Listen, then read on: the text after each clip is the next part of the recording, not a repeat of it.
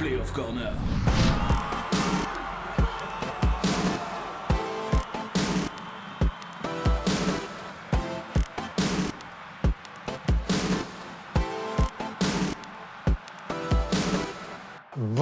Bonjour à toutes, bonjour à tous. Ravi de vous accueillir pour le 3e numéro déjà de ces Playoff Corner. On est à la mi-parcours dans les playoffs. Les journées se suivent, ne se ressemblent pas forcément toutes. Nos invités dans ce studio non plus, même s'il a fait les 3 émissions depuis le début. Johan Wallem. Bonjour Johan. Bonjour. Tout va bien ? Oui, très bien, très bien. Longue journée. Hein. Longue journée, remis de ce Antwerp-Bruges, Bruges-Antwerp. On n'a pas le choix, donc oui, il faut passer au-dessus. Un nouveau venu et on est content de le revoir dans le studio. Silvio Proto, comment ça va Silvio ? Super bien, merci. Quelle nouvelle ? Toi, ça fait longtemps que tu n'as pas... Oui, ça fait longtemps. Voilà, jeune retraité. Hein. Vous avez eu Michel il n'y a pas longtemps aussi. C'est vrai, c'est le série retraité. Ouais, je profite un peu plus de la vie pour l'instant que pendant ma carrière. Donc allez, c'est chouette. J'aime bien mon après-carrière. Tant mieux, on va t'écouter, ton avis tranché sur divers sujets. 2 invités de marque en studio, un autre à distance. On le rassure tout de suite tout le monde, il n'a pas le Covid, il n'est pas en quarantaine, il va juste bien, il est juste de temps en temps dans son vrai pays qu'est la France. C'est Swan Borsellino. Salut Swan. Salut Pat, bonjour à tous. Et je pense que ma coupe de cheveux indique que je viens de regarder le match, je viens de me réveiller. Voilà. Bon allez, mode sieste pour tout le monde, vous connaissez le principe, 45 minutes, une grosse mi-temps pour débriefer les playoffs, pour parler un petit peu de toute l'actualité aussi qui gravite autour de ces playoffs. Et on va d'ailleurs commencer par un petit tour d'actu en 3 points, l'important c'est les 3 points. Je me tourne d'abord vers toi Silvio, honneur au nouveau. Le point d'actualité que tu as retenu, c'est la sans doute sélection d'Axel Witsel dans les 26 pour l'Euro. Oui, voilà. Si j'étais, moi, entraîneur de l'équipe nationale, bon, je ne le suis pas, je l'aurais repris pour son rôle qu'il a dans le groupe, pour les services rendus. Et je ne l'aurais pas repris parce qu'il prend la place de quelqu'un d'autre qui est peut-être en meilleure santé, mais d'un autre côté, on ne sait pas son état. Donc ça se peut que Martinez est au courant de son état de santé et qui se dit que peut-être un match ou 2 matchs, il va peut-être pouvoir l'utiliser. Donc voilà, je comprends la sélection et j'aurais aussi compris qu'il n'aurait pas été sélectionné. Ben voilà, donc il y a du pour et du contre. Bon, maintenant, on peut en débattre des heures, mais c'est le boss qui a choisi. On va faire court, mais Johan, toi, tu as été à la tête d'une sélection espoir, donc tu sais ce que c'est la gestion d'une sélection, pour un tournoi aussi. Oui, et je connais bien Roberto Martinez, donc je reviens un peu sur le cas Compagnie aussi. Hein. Quand il a fallu le gérer, il a fallu le gérer. Je crois que Witsel, c'est le meilleur exemple. Roberto est quelqu'un qui est tellement organisé, tellement précis et tellement, je dis clair par rapport aux informations qu'il reçoit des clubs et au niveau de la communication, c'est le sommet.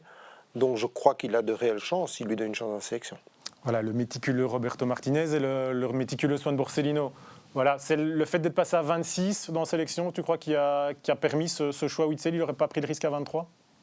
Je pense qu'il y a 2 raisons.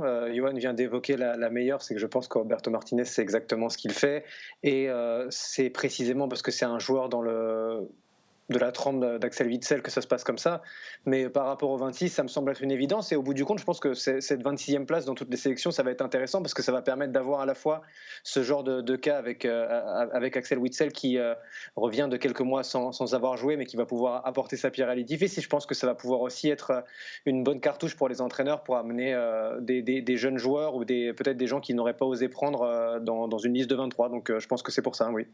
On peut aussi peut-être parler, Silvio, de la réaction éventuelle du club, parce que voilà, un joueur qui est blessé depuis longtemps, qui n'a pas joué du tout de la saison, si bien que Virgil van Dijk, par contre, lui, il a annoncé qu'il ne ferait pas l'Euro. Voilà, il ne va pas se mettre en difficulté par rapport au Borussia Dortmund ? Il faut espérer qu'il n'y ait pas de rechute et que voilà, ça n'handicape pas sa prochaine saison. Mais voilà, d'un autre côté, le 24, le 25 et le 26e joueur sera en tribune.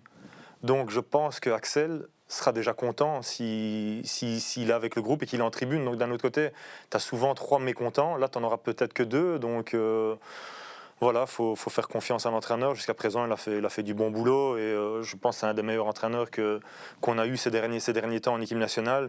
Il y a un projet, il suit. On a une génération extraordinaire. Donc voilà, on est supporters. Faut être derrière les choix du coach. Et puis niveau gestion du rythme, reprise du rythme, on avait déjà parlé d'Axel Witsel à la dernière Coupe du Monde en se disant tiens, il joue en Chine, il va peut-être pas trouver le rythme mondial tout de suite. Il avait prouvé le contraire. Ici, de nouveau, il pourra, tu penses, retrouver vite le rythme du tout haut niveau? Oui, mais il faut avoir le style d'autres joueurs aussi. Axel, on connaît bien son style, on connaît l'importance qu'il donne, l'équilibre qu'il peut donner entre les lignes, le sens de la position, l'expérience. Maintenant, je dis, ils sont tellement précis par rapport à la communication avec les clubs. Je ne crois pas qu'il y aura un problème avec le club, sinon il n'y aurait pas eu cette sélection. C'est qu'ils sont déjà tombés d'accord et c'est que l'évolution va bien. Maintenant, il ne prendra pas de risque comme ça, Roberto Martinez. On va revenir en Belgique pour ce deuxième point d'actualité. Enfin, revenir en Belgique tout doucement pour directement repartir en France chez toi. Swan, toi, tu as choisi de parler de Onuachu, qui est rentré quand même un peu dans l'histoire du championnat. 32 buts. C'est une première depuis 1980 dans notre compétition. C'est un de tes coups de cœur de la saison, ce grand Paul Onuachu? Forcément, parce que déjà j'étais pas né en 1980, donc c'est pour moi une première de voir un joueur avec autant de buts. Et au-delà de ça, parce que je sais que Pat, quand on se croise, tu parles souvent de Robert Lewandowski qui va battre probablement le record fou de Gerd Müller en Bundesliga, mais je pense que tout au long de la saison, on s'est peut-être pas assez rendu compte de la chance qu'on avait d'avoir Paul Onuachu dans notre championnat cette saison. Je pense qu'au-delà du fait que, je pense que pendant la dernière émission, je crois que c'était Johan qui avait parlé à très juste titre du fait que, avec Théo Bongonda et Ito, et notamment avec Heinen derrière, forcément, il était souvent pourvu de bons ballons, mais je pense que il est quand même fort impressionnant. Il n'a pas marqué que des buts faciles. Et le plus fou dans tout ça, je trouve, c'est qu'il a encore une belle marge de progression. Il ne faut pas l'oublier. Donc je suis assez surpris de la saison qu'il a faite. Et j'avoue que son profil est très intéressant parce que, certes, il est très grand, on l'a vu marquer des buts de la tête, ça on va l'apprendre à personne, mais en revanche, quand vous voyez ce qu'il est capable de faire sur le terrain, dans la conservation du ballon, dans le fait de faire monter le bloc de l'équipe et de faire jouer les autres, je trouve qu'il a vraiment été très très intéressant et on en parle à regret, je trouve, comme une forte valeur marchande pour Genk, mais c'est surtout un sacré coup d'être allé le chercher. Ouais, Silvio, ce que Swan dit, ça rejoint exactement ce que tu me disais tout à l'heure quand on préparait l'émission. Pour toi, il t'a fait directement penser à Yann Köhler, c'est ça? Exactement, oui. Allez, je ne sais pas si Swan a ce souvenir de ce joueur-là. Moi, c'était dans mes débuts professionnels ici dans le championnat belge. Oui, la seule différence qu'il a par rapport à Köhler, c'est que je trouve qu'il se retourne plus facilement que Köhler. Et comme il l'a dit, il a un super jeu de tête. Et ça, c'est un joueur super important. Et aussi, allez, je prends comme exemple par rapport à un gardien. Quand tu te sens que tu es pressé, Genk a une option, tu te balances le ballon devant, il va garder le ballon, le bloc va remonter. Et ça, quand tu es en période où une équipe pousse et que tu as besoin de faire souffler, c'est un joueur précieux. Et voilà, là, il marque comme il respire. Et tu parlais de Lewandowski. Ce qui me frappe avec Lewandowski, c'est pas une année ou deux, c'est depuis des années qu'il marque ses buts par saison. Et il continue.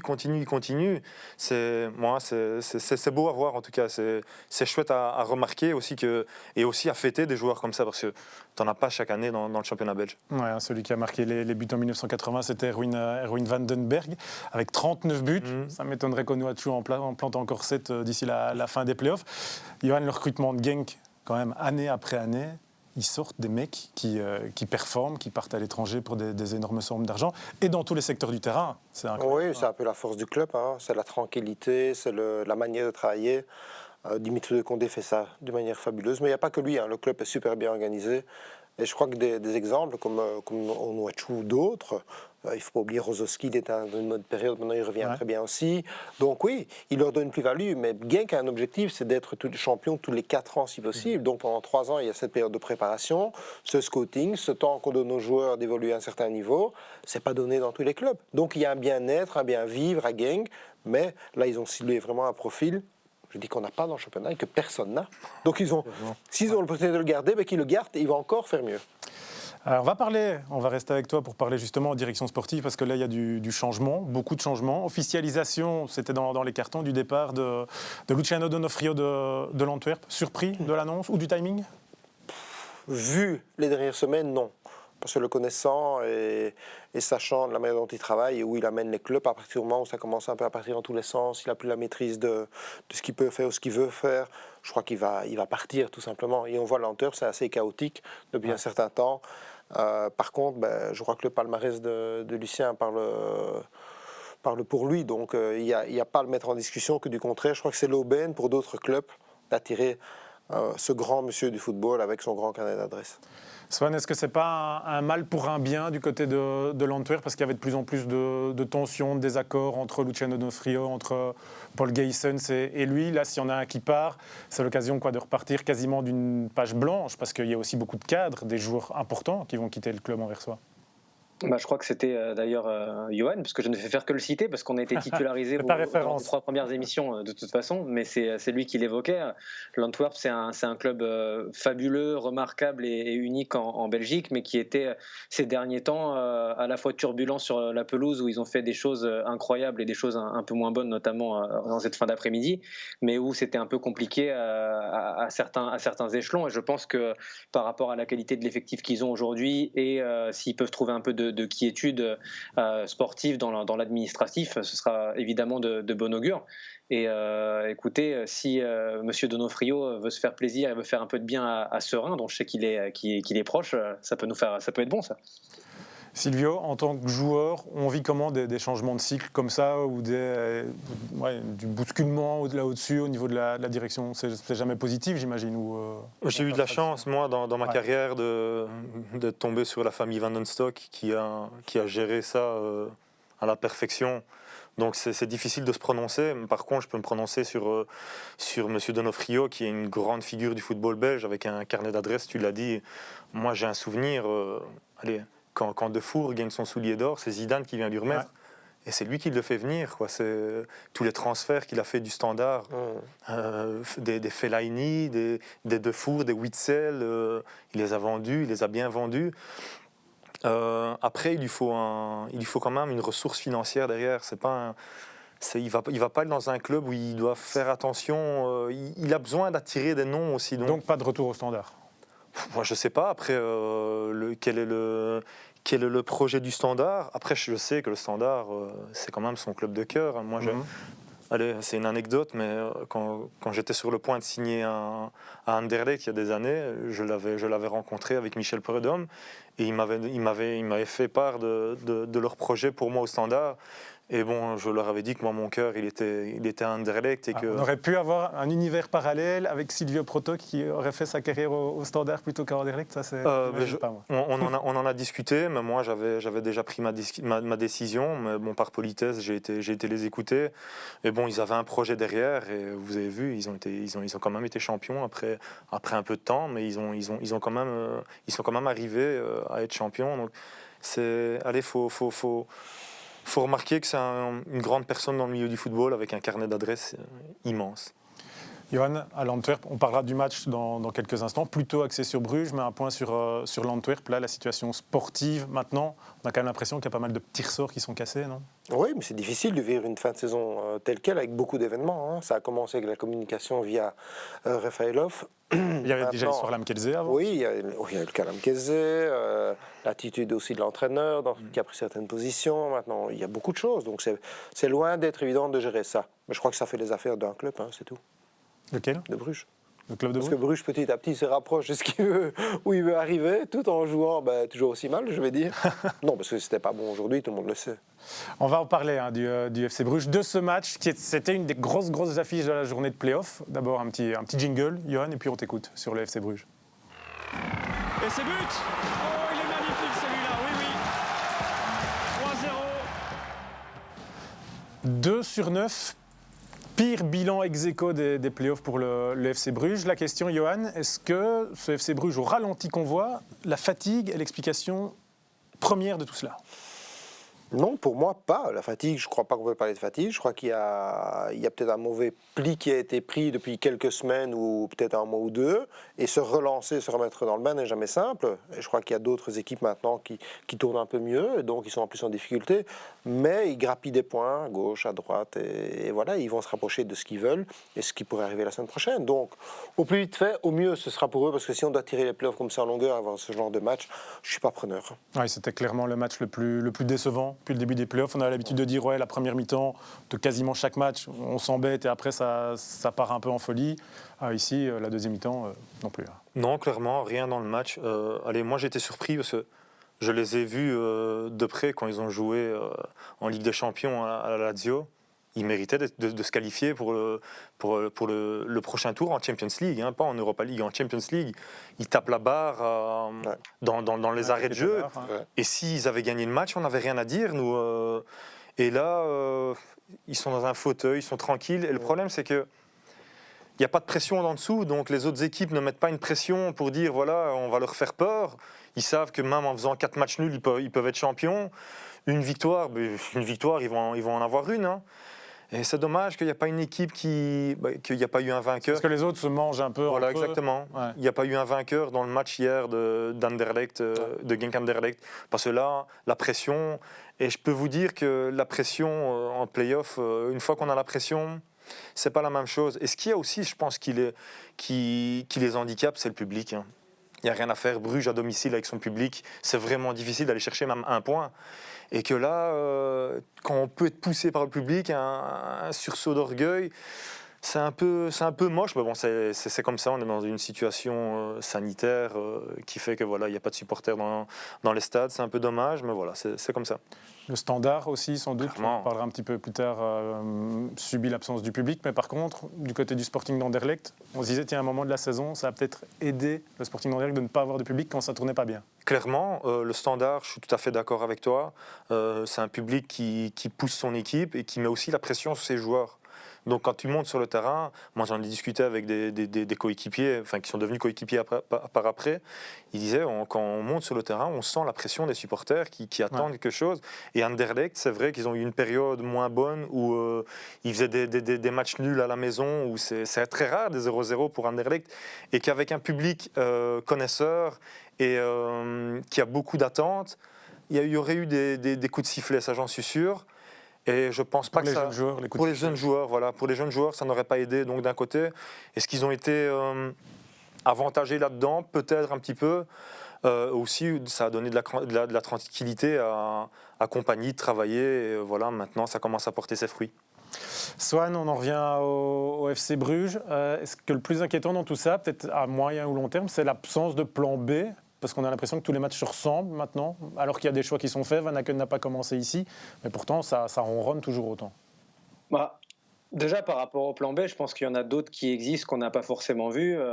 Tu m'as déjà entendu largement féliciter Basdos pour certaines de ses prestations. Là, je pense qu'aujourd'hui, ça n'aurait pas fait tâche qu'on voit un peu Badji ou Okereke. Mais pour rebondir sur ce que disait très justement Silvio, je trouve qu'il y a quand même une grande différence par rapport à l'équipe qui a fait vibrer, je pense, beaucoup de fans de beau football en Ligue des Champions, notamment lors de ce match fou contre la Lazio.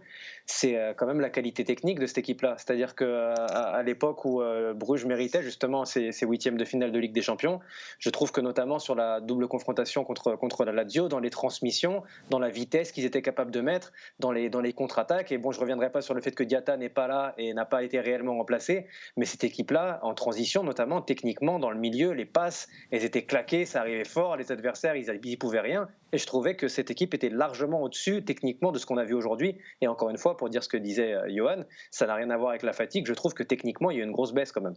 Mais comment on explique ça, Johan? Une baisse technique de très bons joueurs qui ont déjà fait leurs preuves. C'est même pas des jeunes qui ont brillé 3 mois et puis qui... Non, mais moi j'avais l'impression tout simplement que tout allait plus vite, tout était plus juste, il y avait plus d'enthousiasme, il y avait beaucoup plus de plaisir. Là, je vois une équipe qui traîne une machine à laver sur le dos et c'est difficile de jouer, ça paraît lent, emprunté. Il n'y a plus ces mouvements incisifs venant de la deuxième ligne, j'en ai pas vu beaucoup. La saison est déjà finie. En fait, ils se sont construits un tellement gros matelas qui s'endorment dessus. Là, ils n'arrivent pas. C'est compliqué de se relancer ou quoi? Je crois que c'est toujours compliqué. Quand tu laisses aller, te reprendre, ça prend du temps. Ça ne vient pas du jour au lendemain. Et il n'y a plus cet éclair de génie. Donc, oui. C'est pour ça qu'on a ce genre de spectacle depuis quelques semaines. Silvio, tu as vécu ça, toi, en play-off, une trop large avance qui fait qu'on s'endort un peu? Non, j'ai eu de la chance que la première année des playoffs, la toute première année que ça a été instauré, ce système, on avait aussi une avance énorme. Et à chaque fois que nos concurrents perdaient des points, on gagnait. Donc on a été champion, je pense, après la 4e ou 5e champion à Bruges. D'ailleurs, c'est l'année où on est champion à Bruges avec Ariel Jacobs. Il ne faut pas oublier une chose aussi, c'est que Bruges est déjà champion. C'est de l'année passée. Donc ils reviennent un peu de lassitude.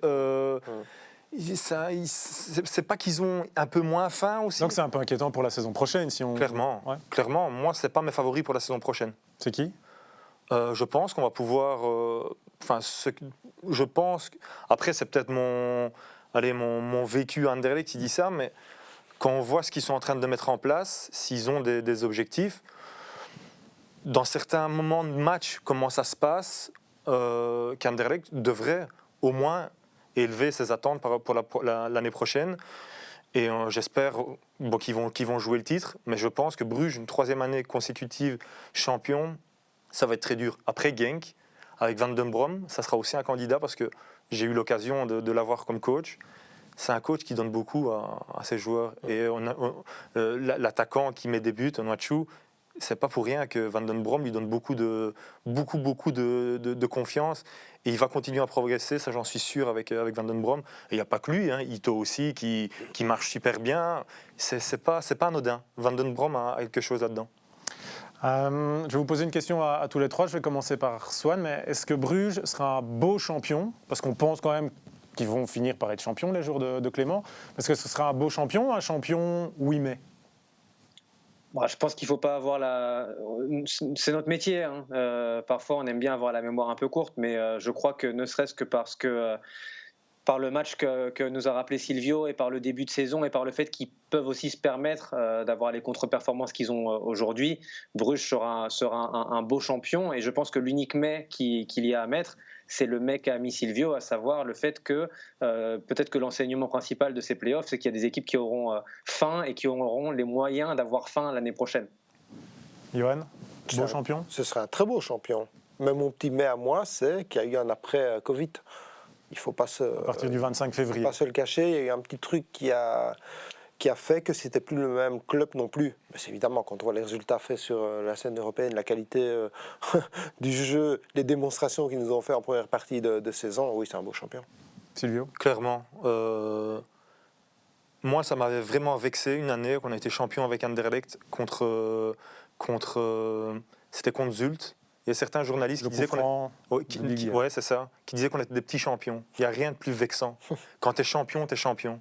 C'est que tu as été meilleur que les autres, donc ça sera un beau champion, point à la ligne. Peut-être que si on commence à dire ça maintenant, peut-être que ça va les réveiller pour les 3 derniers matchs, les Brugeois, non, ça va titiller l'orgueil. C'est pas collé. Ça nous donnait trop de pouvoir, ça, Pat.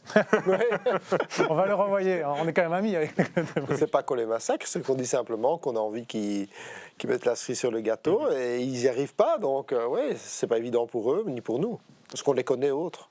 Est-ce que, c'est un peu une partie de notre métier aussi, c'est parfois de vendre du faux suspense, est-ce qu'ils peuvent quand même encore perdre le titre? On nous l'a posé cette question, Johan, depuis le début. Hein. Ouais, on n'arrête pas, hein, c'est notre boulot, hein. c'est la question rhétorique, mais bon, non. Non, Tant que mathématiquement, oui, mais maintenant, voilà, il faut qu'il y ait 15 planètes qui s'alignent. Hein. C'est difficile. Swan, ils pourraient déjà être champions dimanche, hein, justement, si leur planète à eux se réaligne bien.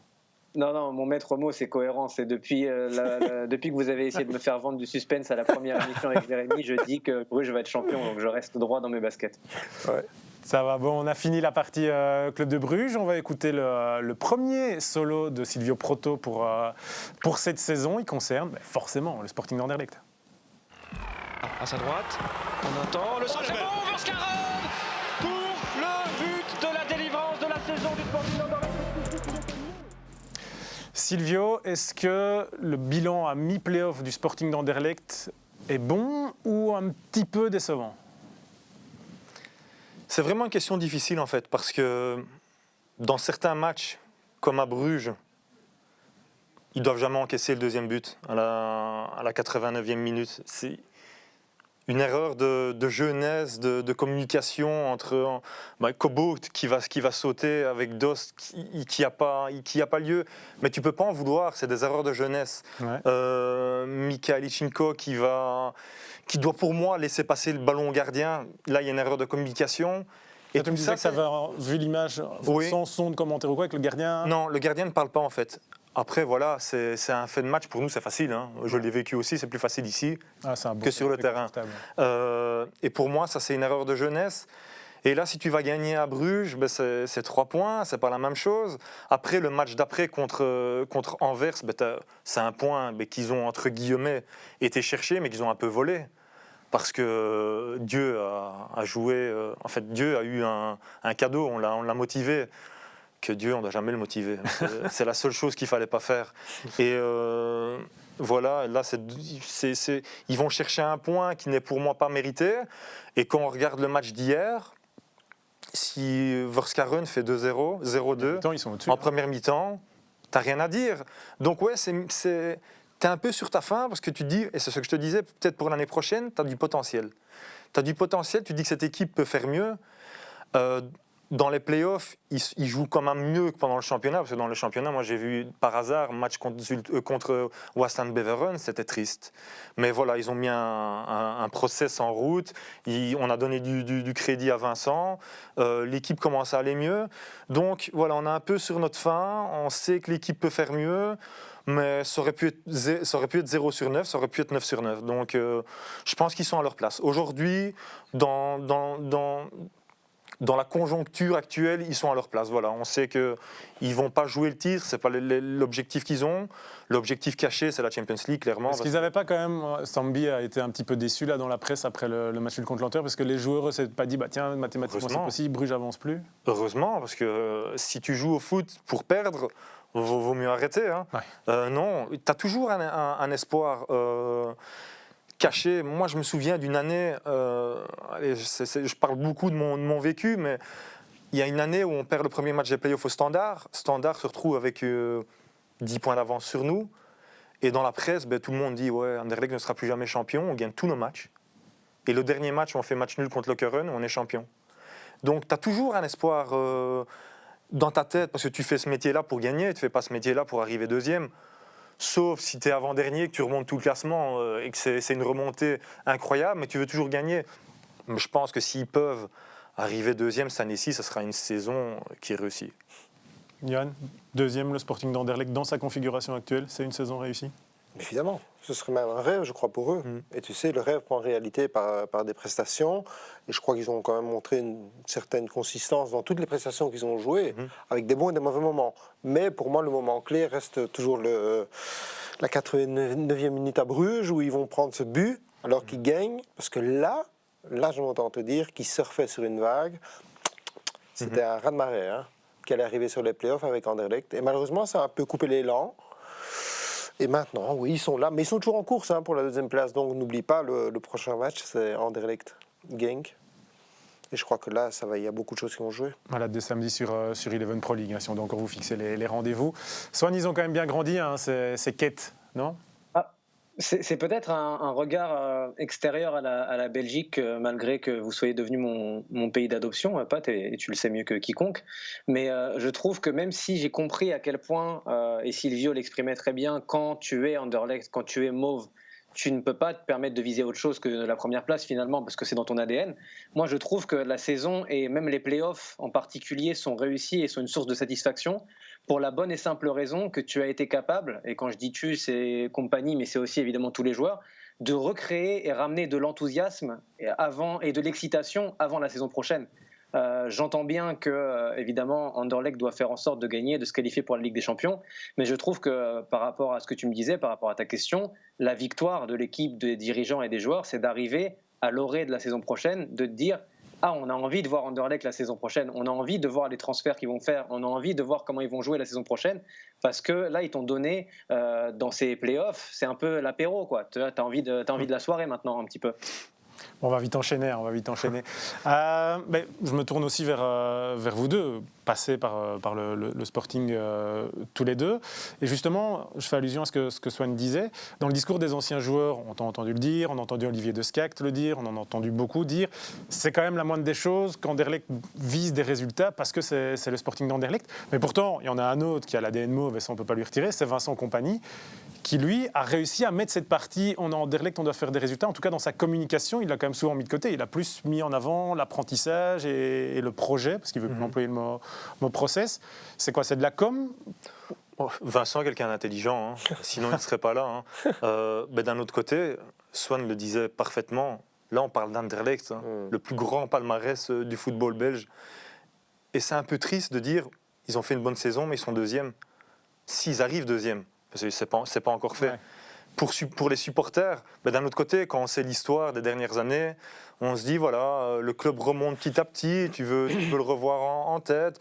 Mais d'un autre côté, aujourd'hui, Bruges a tellement de longueur d'avance que ça ne va pas être facile de... Si Bruges le veut, Anderlecht ne les rattrapera pas. Mais c'est si Bruges décide que, comme pour l'instant maintenant, ça va un peu moins bien, ils vont redonner confiance à des équipes, et voilà, aux dirigeants adverses, aux supporters adverses, et voilà. Ouais, Sylvie, on a porté le maillot anderlechtois. Moi, maintenant, je suis encore de retour au Sporting, donc quand tu as ça en toi, tu sais quels sont les paramètres, et tu sais ce que tu vas donner, tu sais ce qu'on t'attend, ce qu'on attend de toi. Et oui, il faut bien jouer, il faut gagner, il faut être le meilleur. C'est comme ça fait partie du club. Donc, c'est vrai que ça fait drôle quand on entend c'est une saison réussie alors qu'ils ne sont pas champions. Et que même si, j'ai dit, vu les circonstances actuelles et vu les dernières années, ce qu'ils ont vécu au niveau financier aussi, chapeau pour ce qu'ils ont réussi, parce que la communication de Vincent, c'était une chose il y a X temps, aujourd'hui elle est différente. Hein. Il a grandi aussi, lui. Ça passe beaucoup mieux. Il a su s'adapter aussi au style de jeu. Il a su être beaucoup plus réaliste dans les performances. Je crois que c'est de l'adaptation, oui. Voilà. Mais maintenant, Anderlecht veut toujours revenir Anderlecht. Swan ? Non, c'est juste que ça me faisait penser, encore une fois, c'est un pays que Silvio connaît très bien, mais l'analogie que je voulais faire, c'était par rapport à l'Italie, par exemple. Tu prends l'Italie qui était sous Ventura, tu vois, c'était très compliqué dans le jeu, il y a eu une Coupe du Monde à laquelle ils n'ont pas participé, et la vraie réussite de Mancini aujourd'hui avec l'Italie, finalement, il n'a pas encore performé à l'Euro, il a fait un 30 sur 30 en qualif, mais surtout il a réconcilié les Italiens avec le fait de regarder et de prendre du plaisir devant cette équipe-là, et je pense que c'est une première étape pour Anderlecht aujourd'hui, un peu comme pour Mancini, vers quelque chose de plus conforme au statut d'Anderlecht ou de l'Italie, si tu veux. Je veux. Non, c'est bien. Je vois exactement ce que tu veux dire, parce que tu as toujours la différence que nous, on aime bien faire peut-être en tant que journaliste, mais que les joueurs aiment moins faire entre contenu et résultat. On a beaucoup mis ça en opposition cette saison, surtout qu'à un moment, le contenu n'était pas génial non plus du côté du Sporting. Non, mais voilà, comme on a dit, Vincent a eu du crédit et il est en train de porter l'équipe plus haut. Et son statut d'être Vincent Kompany, d'être un peu impliqué financièrement dans le club aussi, forcément ça lui a offert du temps, j'imagine. Clairement. Et heureusement que ça arrive à une personne comme Vincent, parce qu'il a un vécu dans le club. Et voilà, je pense qu'avec une autre personne, ça ne serait pas passé. Même Montagnier au Standard, qui est aussi quand même arrivé avec cette identité de quelqu'un pour normalement construire un projet, et on va prendre le temps. En tout cas, ça c'était le discours de départ, après une mauvaise série.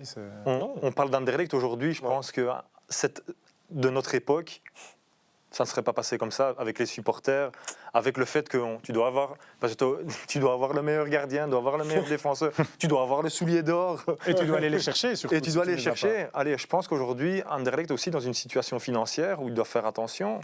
Et ça, c'est nouveau pour eux, parce qu'avant, voilà, on allait chercher les meilleurs joueurs. Et voilà. Mais je crois que c'est pour ça qu'il y a aussi beaucoup de mérite de la part des jeunes joueurs, de la part des gens dans la direction qui ont soutenu Vincent dans les moments difficiles, parce qu'il y en a eu, hein, c'est clair. Mais maintenant, il y a quand même aussi un retour sur ça qui redonne un peu de sourire, on va dire. Et de l'ambition, surtout, beaucoup d'ambition. Parce que pour aller chercher Bruges, il faudra de l'ambition, il faudra de la qualité, il faudra des résultats, il faudra aussi trouver de l'argent.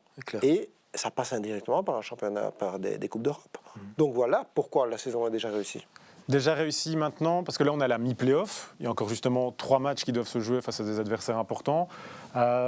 Swan, qu'est-ce qu'on peut encore attendre du Sporting dans cette fin de playoff ? Est-ce que l'aspect physique aussi, d'enchaîner les matchs pour les jeunes, ça risque pas à un moment de leur poser problème ? On a entendu un Vincent Kompany très attentif justement dans la double confrontation avec Genk en disant « moi j'ai fait mes changements, Van den Brom ne les a pas fait ». Donc est-ce qu'il sent peut-être ces joueurs limites physiquement ? Je pense que ce qu'on peut attendre, c'est de contenter les deux hommes radieux qui sont à côté de toi en plateau, en ajoutant la victoire au positif qu'on a vu. Parce qu'en effet, il y a un moment où le contenu, on ne peut pas toujours l'opposer au résultat, et où le résultat prime aussi sur le contenu. Donc ça va être important pour eux de pouvoir performer et de ramener des points. Et par rapport à ce que tu disais sur les jeunes, je pense que l'effectif est géré de manière assez maligne depuis le début de la saison. Et au contraire, moi je trouve que voilà, je me mets à la place des supporters d'Anderlecht aussi, et aussi évidemment du staff aujourd'hui, d'avoir au contraire des jeunes qui sont performants et qui sont capables de porter haut les couleurs de ce maillot. Moi je trouve que c'est bon, et peu importe la fatigue, en même temps c'est à cet âge-là que tu récupères le mieux aussi, hein.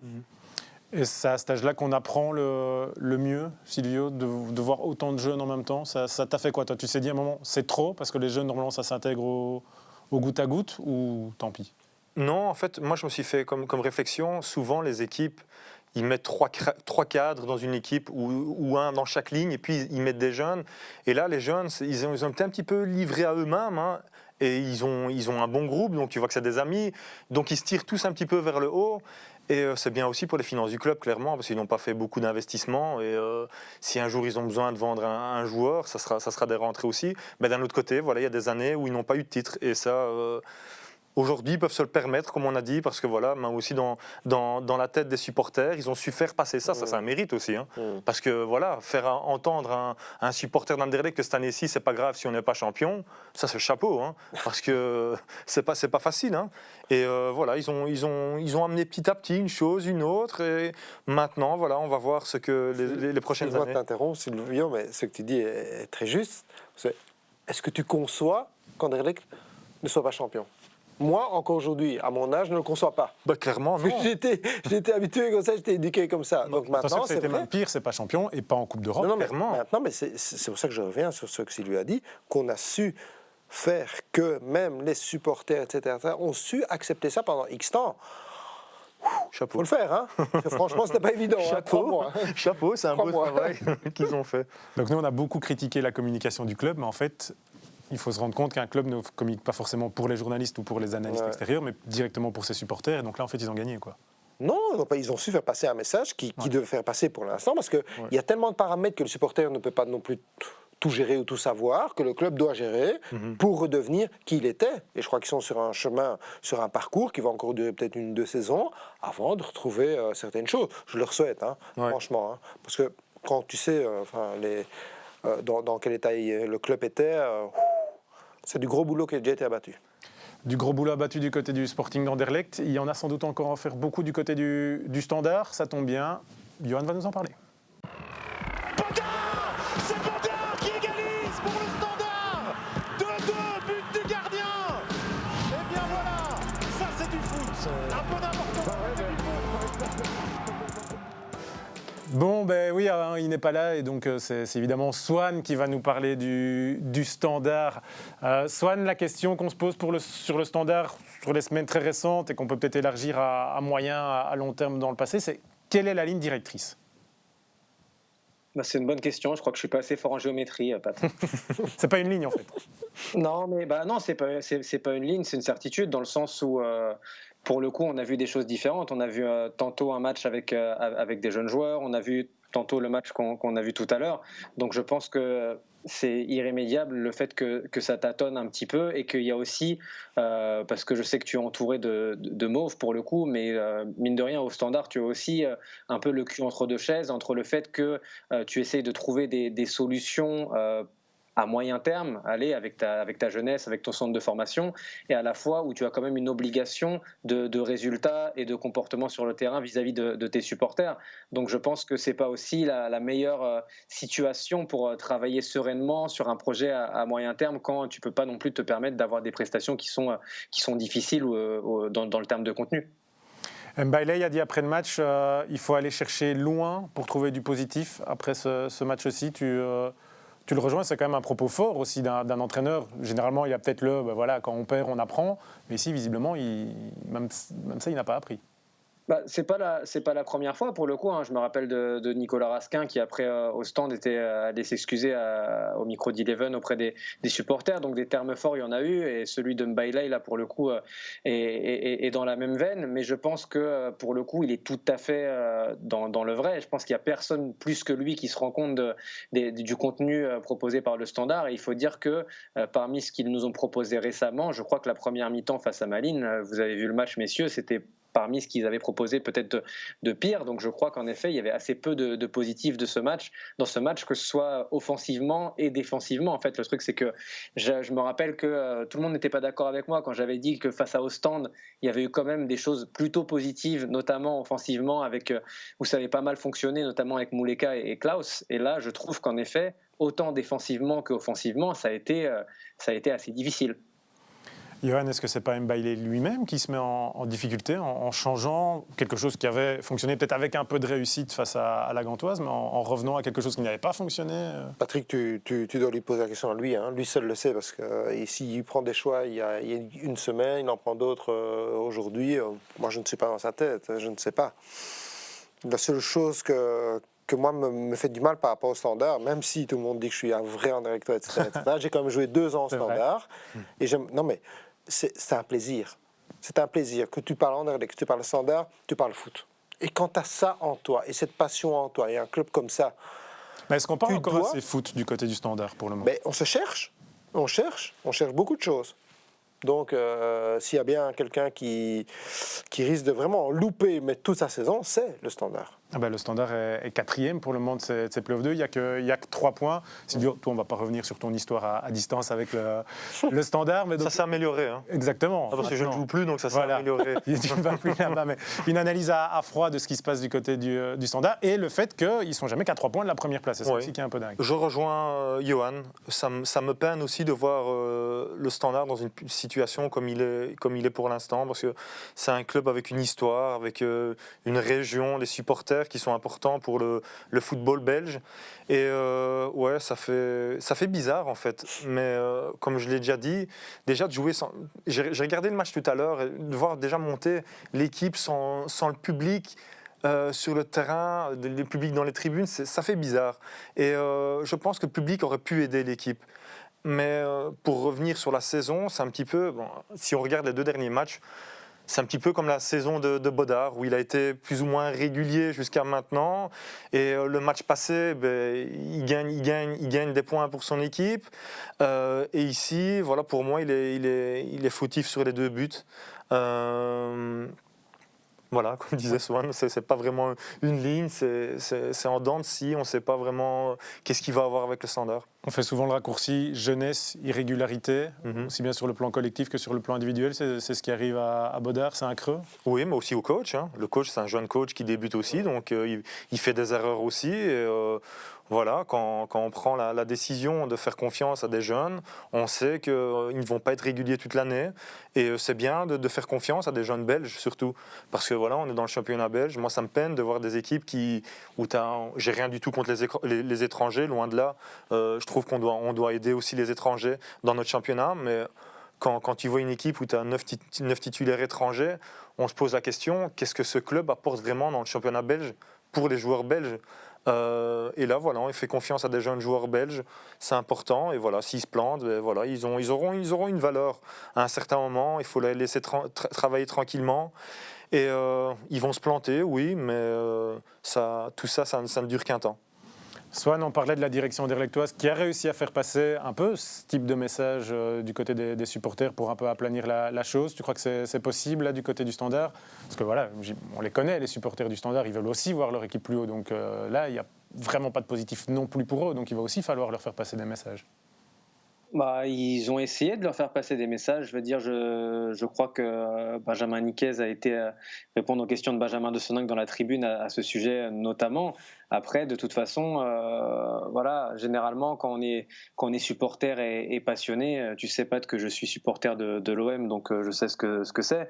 Mais je trouve que évidemment assez vite on peut s'en prendre à la direction, on peut s'en prendre aux joueurs. Mais là, je crois qu'aussi les supporters du Standard, ils sont clairement en manque de contenu. Et tout à l'heure, je parlais d'enthousiasme avec Anderlecht et Silvio et Johan me faisaient des grands yeux parce qu'en effet, chez les Mauves, seule la victoire compte. Mais je crois que c'est d'enthousiasme et de hargne que les supporters d'Anderlecht manquent. Et c'est pour ça qu'aujourd'hui ils s'inquiètent.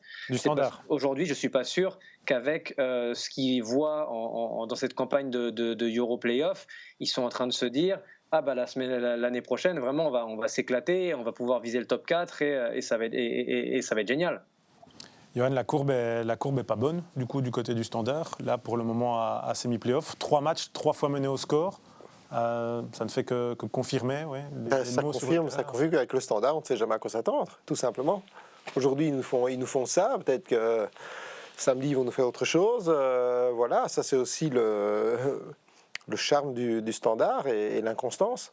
Donc à quoi on doit s'attendre, on ne sait pas.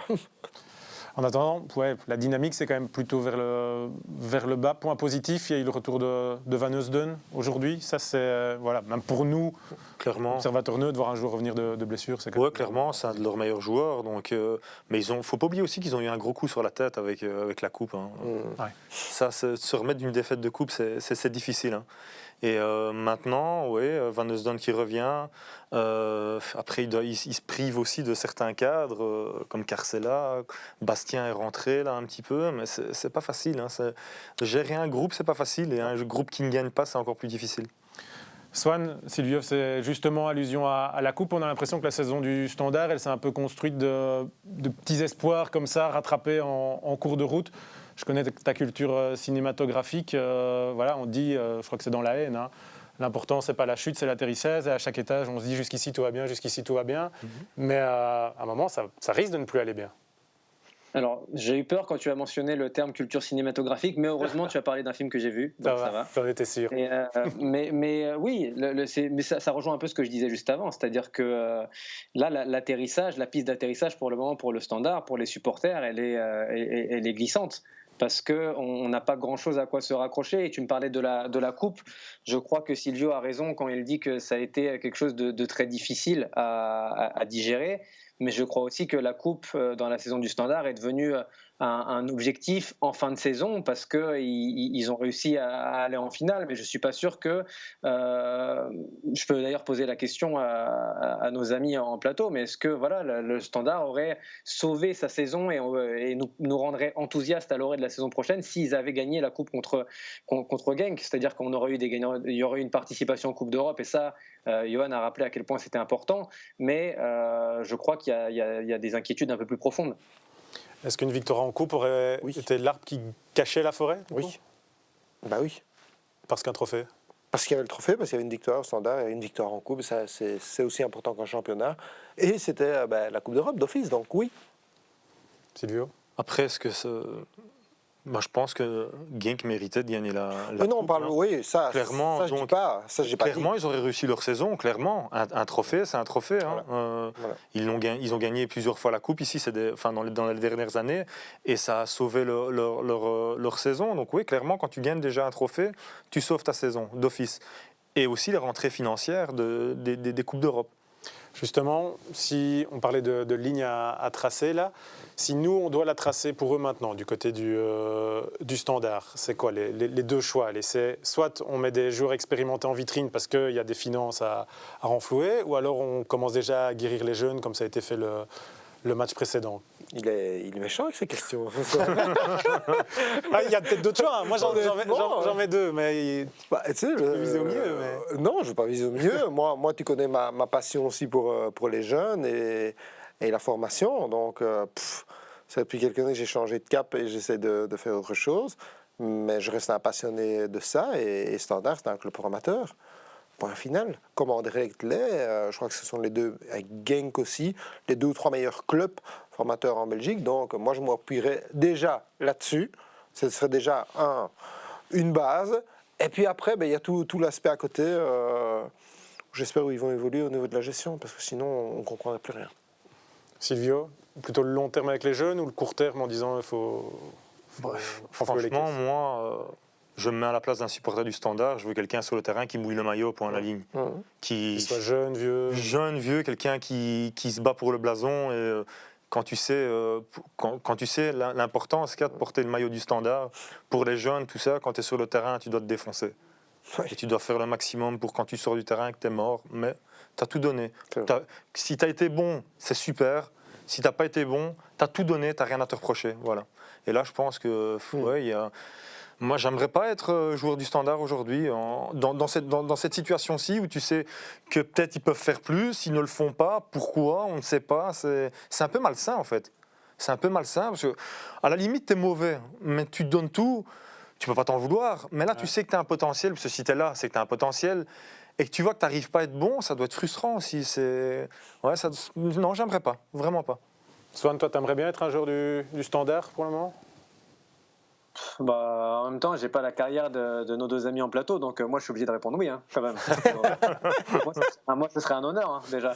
Mais non, mais pour être sérieux, je crois que de ce que Benjamin Niquez avait évoqué en interview, il y avait quelque chose qui était assez important, c'était de dire qu'ils avaient fait attention à ne pas signer de joueurs au poste des jeunes joueurs qui pensaient importants pour le futur. Donc ça veut dire qu'il y aura du temps de jeu pour certains jeunes. Mais en effet, aujourd'hui, je pense que c'est assez difficile, je rejoins Silvio, de porter les couleurs du Standard, et encore plus, comme le disait Johan, de le faire sans les supporters. Alors c'est sûr que les supporters les auraient certainement secoués, mais ça aurait sans doute aidé aussi la saison des Rouges. Saison des Rouges qui va vivre un nouveau tournant. Là, le match justement face à Malines, je rappelle l'écart, il y a que 3 points. Donc si il le gagne, c'est de nouveau une petite source d'espoir. Mais la qualification européenne, elle est encore possible. C'est ça aussi, cette petite magie des playoffs. C'est pour ça qu'on dit, voilà, aujourd'hui on dit que c'est noir. Peut-être que dans quelques jours, ça va changer de couleur de nouveau. Et c'est la beauté des playoffs, mais c'est aussi la beauté du Standard. Je crois que c'est cette irrégularité à tous les niveaux. Donc, j'espère qu'ils ne vont pas encore passer une fois à travers. Je le dis honnêtement parce que j'aime bien et on a besoin de cet enthousiasme, on a besoin du Standard en fait. Et en plus, nous, Johan, vu qu'on nous demande tous les 3 jours chez Eleven, on a encore plus de chances de se tromper. C'est ça, c'est ce que j'allais dire, c'est la beauté pour le foot, mais c'est là le problème pour nous de ne pas tomber dans les conclusions hâtives. Non. Bon, c'est notre jeu aussi. Hein, c'est aussi l'enjeu des playoffs, hein, c'est d'aller chercher quelque chose et de garder ce suspense jusqu'à la dernière minute. Et je crois que maintenant, le Standard, ils sont maîtres en la matière. Hein. Bon, suspense en Europe Playoff, suspense un petit peu quand même encore en Champions Playoff grâce au club de Bruges au ralenti. Silvio, voilà, je vais te demander ta conclusion sur l'avis, là, sur le foot belge, sur l'état du foot belge que tu retrouves peut-être un petit peu d'un peu plus près, là, même si tu le suivais quand même à distance. Bon, je ne suis pas vraiment d'accord avec toi sur le suspense pour le champion. Je dirais plus suspense pour la 2e place en Champions League. Ouais. Voilà. Et pour l'autre partie des playoffs avec Ostende qui fait du surplace, tout est encore possible. Et voilà, c'est ce qui fait aussi la beauté du jeu. Voilà, ça sera jusqu'à la dernière minute et au dernier match. Et il y aura quand même un petit peu de suspense, donc c'est bien. Et qu'est-ce que tu penses du niveau du foot belge par rapport au moment où toi tu l'as quitté ? Ça s'est nivelé comment ? C'est resté égal ? Ça a progressé ? Ça a diminué ? On doit parler d'autres références ? On en est où ? C'est un peu difficile pour moi de juger parce que je suis revenu il y a quelques mois d'Italie et j'ai suivi ça de loin. Je trouve que par rapport à mes débuts, par exemple à Anderlecht, il y a beaucoup plus de jeunes dans le championnat, énormément. Qu'avant, on faisait beaucoup moins confiance aux jeunes. Maintenant, c'est un petit peu la tendance. Et ça fait plaisir de voir des clubs comme Genk, formateurs, qui font jouer beaucoup de jeunes, qui les vendent aussi, qui gagnent aussi un championnat une fois de temps en temps. Parce que voilà, tu peux aussi tester et jamais être champion, mais eux, voilà, ils ont une recette où, comme Johan l'a dit, tous les 4 ans, ils vont peut-être jouer le titre. Et c'est bien géré, je pense que financièrement, ils sont bien aussi. Donc ça, c'est des modèles à suivre en Belgique. Et point de vue du niveau... C'est vraiment difficile à me prononcer. Je peux par exemple te parler du niveau des gardiens belges, qui me plaît très bien dans le championnat, où on a plusieurs bons jeunes gardiens belges qui sont beaucoup plus complets que moi, par exemple, au même âge. Tu citais qui, Van de Voort, on en a certainement Van de Voort, oui. J'aime bien Bodard aussi, même si on peut critiquer un petit peu sa dernière prestation aujourd'hui. Mignolet reste pour moi une valeur sûre du championnat, même si on peut dire que voilà, sur le coup franc d'Anderlecht, il peut faire mieux. Sur le 2e but de Genk, il peut faire mieux aussi. Mais tu as quelques jeunes. J'aime bien aussi le jeune gardien Verbrugge d'Anderlecht. Il a une gestion au pied qui m'a impressionné. Après, j'ai un peu peur dans le sens où moi, j'ai ça comme idée, c'est qu'un gardien, souvent, quand il est trop fort avec les pieds, il prend des risques, voilà, et il n'est pas aussi froid dans sa tête que, par exemple, moi, je savais qu'au pied, j'étais pas le meilleur et que j'allais pas tenter des trucs. Et donc voilà, c'est ce qui me fait un petit peu peur. Mais le championnat, carrément, le football a changé en Belgique aussi. Hein. Quand je vois maintenant comment Anderlecht, aujourd'hui, j'aurais pu le faire parce qu'on me l'a appris à la Lazio, mais à mon époque, j'aurais pas pu jouer comme le gardien d'Anderlecht joue au pied aujourd'hui. Aujourd'hui, comme je le dis, j'aurais pu le faire, mais à mon époque pas. Donc c'est bien à souligner aussi que voilà, le championnat, le rôle du gardien de but évolue dans le championnat belge. Voilà, un championnat en pleine évolution, en plein suspense. Ce sera le mot de la fin pour ce 3e numéro de Playoff Corner. On se retrouve dès dimanche pour forcément débriefer la 4e journée des playoffs. Merci Johan. Merci. Merci Silvio. Plaisir. Et merci Swan. Hein. Merci les gars, bonne fin de soirée. Et merci à vous. À très bientôt. Playoff Corner, le podcast foot d'Eleven Sport.